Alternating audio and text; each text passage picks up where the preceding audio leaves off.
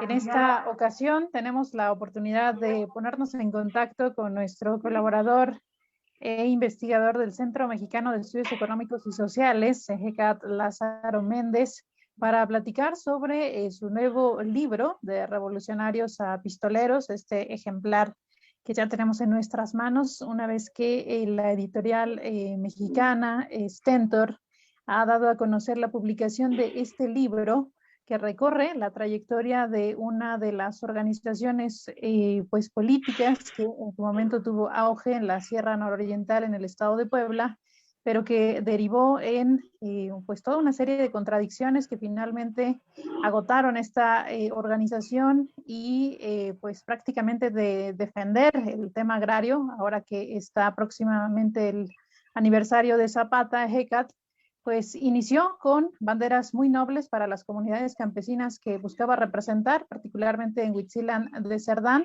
pero sufrió toda una serie de transformaciones y lo cuentas en De Revolucionarios a Pistoleros, este ejemplar que ya está disponible para el análisis. Un gusto saludarte, buenas tardes, bienvenido, Ejecat. ¿Qué tal, Francis? Muchas gracias por la invitación. Muchas gracias también a la audiencia que nos puede acompañar el día de hoy para comentar este libro. Platícanos, la introducción es muy cruda en torno a pues, el inicio de esta organización campesina que fracasó en su lucha por el reparto de tierras, es lo que señalas. Es esta historia de un grupo que empezó protestando pacíficamente, evolucionó a la defensa armada y terminó rozando pues los límites de la guerrilla. Un tema que no está agotado en México y que seguramente tu libro estará pues poniendo elementos para el análisis. ¿Qué te llevó a escribir sobre este tema y qué es lo que va a encontrar la audiencia que nos acompaña en torno a este nuevo ejemplar? Además de felicitarte y enviarte nuestro reconocimiento por este trabajo que ya está en el mercado editorial mexicano. Bueno, en realidad la motivación para escribir acerca de esta organización de la Unión Campesina Independiente, mejor conocida como la UCI, obedece mucho a un cuestionamiento que yo llamaría vital, es decir, una pregunta que me acompañó a mí desde que yo era un niño, desde mi infancia, y que fui arrastrando durante toda mi formación académica. Y es una pregunta que se relaciona en concreto con Huitzilán de Cerdán y con la Unión Campesina Independiente. Yo desde pequeño escuchaba muchos relatos de esta organización, de la UCI. Escuchaba también que había pues un hilo de violencia, de sangre que todavía no terminaba de cerrar, una herida abierta, digamos, en este municipio de Huitzilán. Y por lo tanto, digamos que investigar sobre esta organización obedece a este cuestionamiento que yo me había planteado desde hace muchos años y que ahora, cuando terminé mi formación en la licenciatura de estudios latinoamericanos, pues tenía la oportunidad de hacer una tesis que pudiera aportar un poco en ese sentido. Entonces, estas son las motivaciones más personales.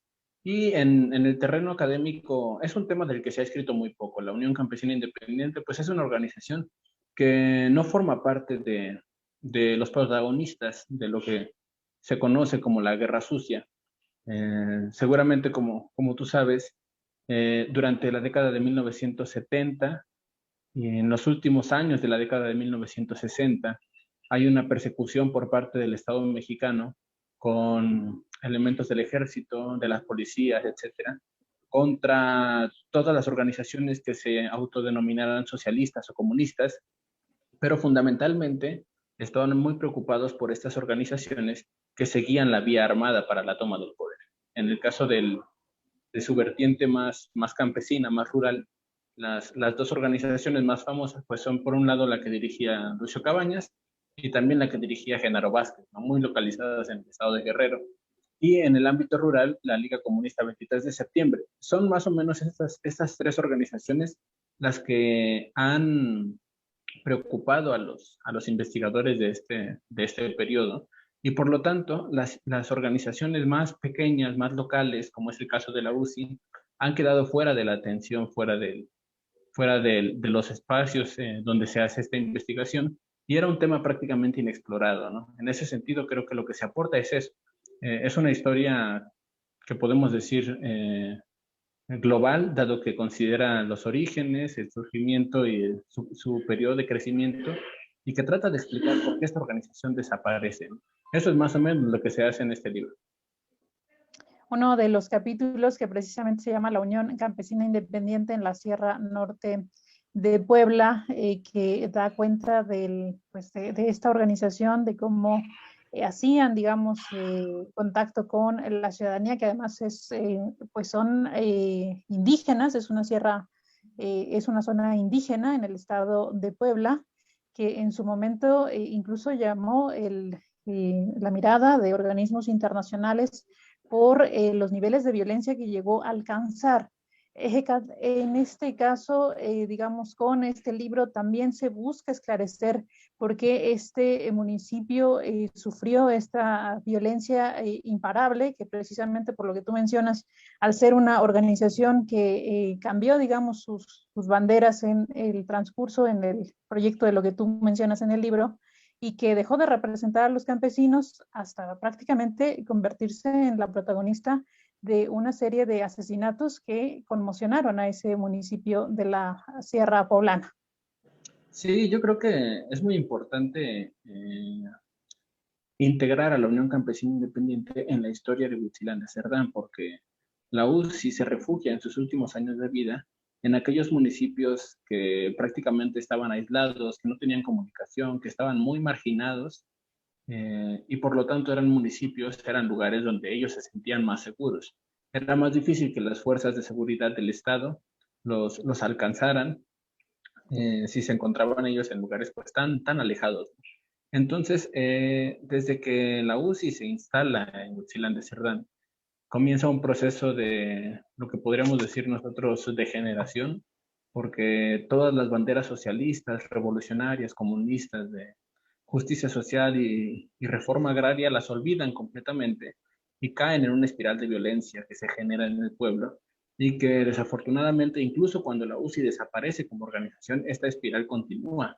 Eh, no es extraño para la gente de Huitzilán y de esos municipios de la Sierra Nororiental del estado de Puebla, pues todos los asesinatos que han ocurrido, incluso en los últimos años, ¿no? Tengo muy presente, por ejemplo, el caso del asesinato del presidente municipal de Huitzilán de Cerdán, Manuel Fernández Pasión, y es precisamente parte de toda esta violencia que ha acompañado al municipio desde entonces. Estamos platicando con Ejecat Lázaro Méndez, él es investigador asociado del Centro Mexicano de Estudios Económicos y Sociales. Ha presentado recientemente su libro de Revolucionarios a Pistoleros bajo el sello de editorial Stentor. Nos está platicando sobre cómo este libro busca esclarecer uno de los momentos más críticos de ese municipio, pero también hablas de factores externos, como precisamente estas comunidades, una vez que ya no es la lucha por la tierra lo que mueve a las bases, sino más bien la producción, también se detona una serie de perversión, precisamente que no busca propiamente liberar o emancipar a los grupos indígenas, sino más bien utilizar otras estrategias por parte del Estado ahora para, digamos, continuar este control sobre estos municipios EGECAT. Sí, yo creo que lo que ocurre en ese punto es que hay todo un cambio en la dinámica económica y política de México, ¿no? Estamos hablando ya de la década de 1980, 1990, cuando definitivamente el México rural que había surgido durante la Revolución Mexicana y posteriormente que tuvo tanta fuerza en los años 50, en los años 60, pues ya no tiene la fuerza, la población, la capacidad de movilización que tuvo en esa época, ¿no? Es ya un momento en el que México, por ejemplo, comienza a acercarse mucho más al mercado estadounidense, viene después la firma del Telecán, y hay un proceso de integración económica que sí va a dejar de lado a estos grupos campesinos, aunque va a seguir favoreciendo a la gran burguesía agraria que produce para la exportación. Entonces, el campo, digamos que deja de ser un tema importante en términos políticos para el Estado mexicano y por lo tanto también recibe mucha menos atención. Creo que eso es algo que se arrastra hasta la fecha, no solamente en el Estado de Puebla, sino a nivel nacional. Ejecas, como autor, ¿qué te gustaría que generara este libro entre la ciudadanía? Está seguramente abierta a la lectura de muchos grupos políticos que en su momento omitieron, digamos, actuar sobre los niveles de violencia que estaban generándose en esa zona. Hoy están pues encumbrados en el gobierno federal. Vemos a Bartlett, por ejemplo, que es uno de los ex gobernadores que podríamos ubicar, digamos, en alguno de los periodos que comprende. Digamos, ¿qué te gustaría que generara este libro tanto en la clase política como en las organizaciones y, por supuesto, entre los lectores? Yo creo que en la investigación que se hace para poder realizar este libro, hay varios puntos que voy encontrando que me parece que son interesantes porque están vivos, están abiertos y están actuando. Eh, Creo que uno de esos puntos precisamente se refiere a la capacidad que tienen las autoridades estatales y las autoridades federales para poder manipular, para poder coordinarse con personajes de nivel local, que son los caciques, que tienen el poder para poder mantener la situación de dominación, de explotación, de tantas injusticias que se cometen en tantos lugares de México, sin que pase absolutamente nada. En este sentido, creo que el libro sí es una ventana para asomarse a la realidad de estos lugares que pareciera que no pasa nada, que las cosas están bien. Sin embargo, pues hay tantísimas injusticias que se están llevando a cabo y que no son recogidas por la clase política, ¿no? Por un lado está eso. Por otro lado, creo que en el tercer apartado del libro, que es el que aborda el proceso de descomposición, de caída, hay una organización que es el Movimiento Antorchista, que precisamente entra como parte de esta historia de la UCI. ¿Por qué? Porque el Movimiento Antorchista, sobre todo en Huitzilán de Cerdán, llega a encabezar a los pobladores de Huitzilán que se encontraban sometidos por la vía armada de la UCI. Y creo que también se abre la oportunidad de preguntarse realmente el movimiento antorchista en sus orígenes, ¿qué es lo que plantea? ¿Qué es lo que está buscando? Porque hay toda una leyenda negra en torno a esta organización que se ha tejido bueno, no en los últimos años, ya tiene mucho tiempo en realidad, eh, que habla de que es una organización paramilitar, asesina, brazo armado, etcétera. Sin embargo, en esta investigación que yo elaboro, pues me encuentro con que hay todavía muchos puntos que no se han investigado y que yo creo que investigarlos sí nos permitiría arrojar un poco de luz a nuestro presente, ¿no? Creo que esa es una parte importante que yo quisiera también, que la ciudadanía pudiera reflexionar. Pues enhorabuena, Hecat. Entendemos que las reflexiones que se derivan de revolucionarios epistoleros están contenidas en cada una de las páginas de este libro que alienta Editorial Stentor y por el cual te reconocemos y te agradecemos muchísimo que lo compartas con nuestra audiencia. En otra conversación, si se presenta la oportunidad, seguimos conversando sobre estas lecciones que está dejando precisamente tu libro y enhorabuena por esta publicación. Muchas gracias, Francis.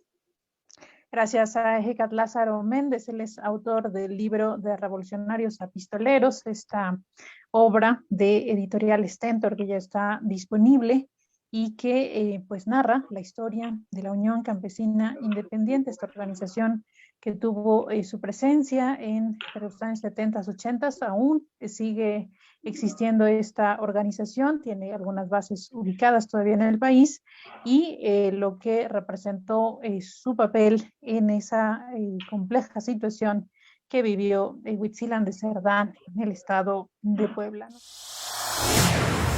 Agencia Central de Noticias, Periodismo Multimedia.